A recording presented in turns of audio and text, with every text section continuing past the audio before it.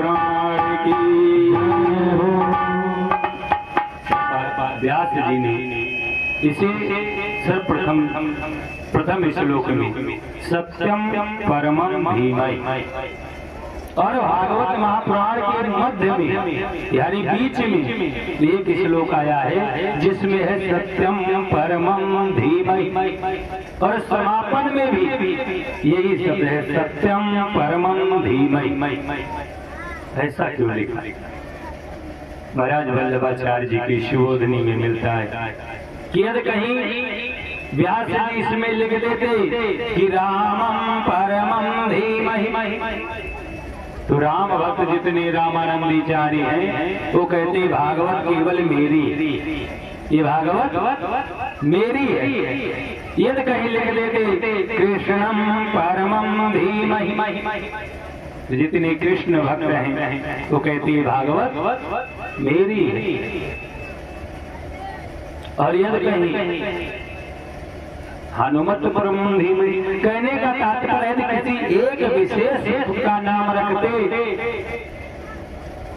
तो भक्त अपनी मानते। इसीलिए व्यास जी ने लिखा सत्यम परमं धीमहि अपितु ये भागवत सबकी है, जो भागवत को माने जो भगवान को माने उसी की है।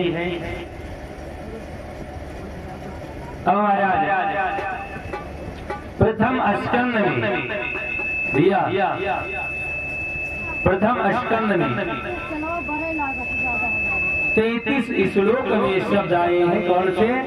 धेयम केयम वेयम, धेयम केयम वेयम, ये 32 श्लोकों में आए हैं। व्यास जी कहते हैं किम धेयम किम धेयम, हम किसका ध्यान करें, हम किसका ध्यान करें।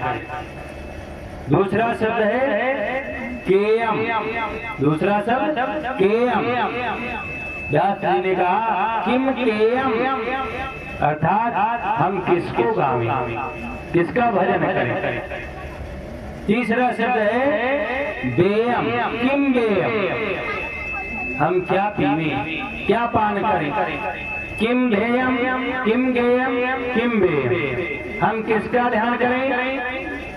आज तीसरा दिन है तो रणवती ही बताते हैं हम किसका ध्यान करें।